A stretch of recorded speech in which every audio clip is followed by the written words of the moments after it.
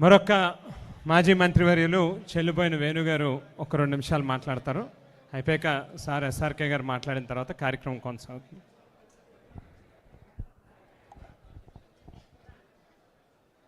ఈరోజు ఎంతో అభిమానంతో అంటే తూర్పు పశ్చిమ గోదావరి జిల్లాలో 2 ధృవతారలు రాజకీయాల్లోంచి ఆచంద్ర తారార్కం మాట్లాడుకునేటువంటి వ్యక్తులుగా వారి రాజకీయ జీవిత ప్రయాణాన్ని సాగించి పరమపదించారు. వారిని స్మరించుకుంటున్నాం. స్మరించుకునేటువంటి సభలో ఈ హాల్లో అందరి మనస్సులోనూ ఒక ఉత్కంఠ, ఒక భావోద్వేగం. మనం ఏదో కోల్పోయాం, మన గురించి ఆలోచించే నాయకులు మన మధ్య నుంచి వెళ్ళిపోయారంటే మనకు అందాల్సింది అందలేదనేటువంటి బాధ, తత్పర హృదయాలు స్పష్టంగా కనపడ్డాయి.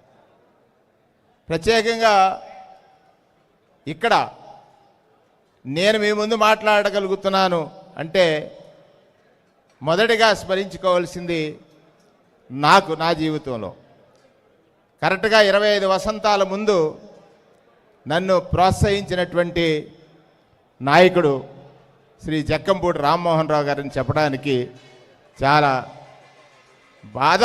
ఆయన లేడు, కానీ ఆయన తయారు చేసిన ఒక రాజకీయ నాయకుడు ఉన్నాడు. రెండవది ముద్రగడ పద్మనాభం గారితో 98 నుంచి సహచర్యం ఉంది. రాజకీయాలకు సంబంధం లేదు. 2001లో అన్నతో సంబంధం ఉన్నా 98లో ముద్రగడ పద్మనాభం గారితో ప్రయాణించినప్పుడు ఎప్పుడో మనం సత్యహరిశ్చంద్ర నాటకం చూసాం. సత్యం కోసం హరిశ్చంద్రుడు ఎన్నో కష్టాలు పడ్డాడు. అప్పుడు ఒక మాట అంటాడు ఆయన, ఒక అబద్ధం ఆడవయ్యా మహారాజా, నీకు ఈ కష్టాలు ఎందుకుంటాయి, నువ్వేమైనా మాకు పత్రాలు రాసావా, సాక్ష్యాలు ఉన్నాయా అని.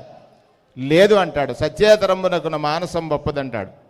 అటువంటి హరిశ్చంద్రుడి యొక్క ప్రేరణతోటి ముద్రగడ పద్మనాభం గారు నిర్ణయం తీసుకుంటే తానేమైపోయినా వెనక తిరిగినటువంటి నాయకుడు తూర్పుగోదావరి జిల్లాలో ఒకే ఒక్కడ ముద్రగడ పద్మనాభం గారని చెప్పడానికి నేను చాలా సందర్భాల్లో వారు చేసినటువంటి నిర్ణయాల వల్ల నేను చూసినటువంటి మాటని చెప్తా ఉన్నాను.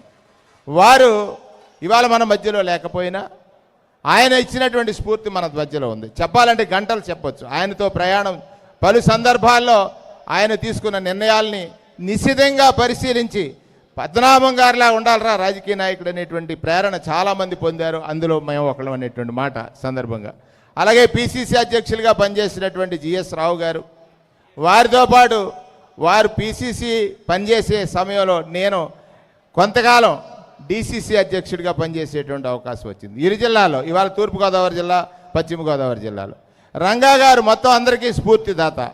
వీరందరూ కూడా 4 స్తంభాలుగా, కేవలం నేనేమంటానంటే ఒక కులానికో ఒక వర్గానికో నాయకులు కాదు, నాయకులు అందరి యొక్క అభ్యున్నతికి నాయకులు ఈ నాయకులని చెప్పడానికి చాలా గర్వపడుతూ ఈ అవకాశం ఇచ్చినటువంటి అందరికీ ధన్యవాదాలు చెబుతూ, వారి పవిత్ర ఆత్మలు ఎక్కడున్నా కూడా మనందరి మీద వారి అభిమానాన్ని కురిపిస్తాయి, మార్గనిర్దేశకం చేస్తాయి.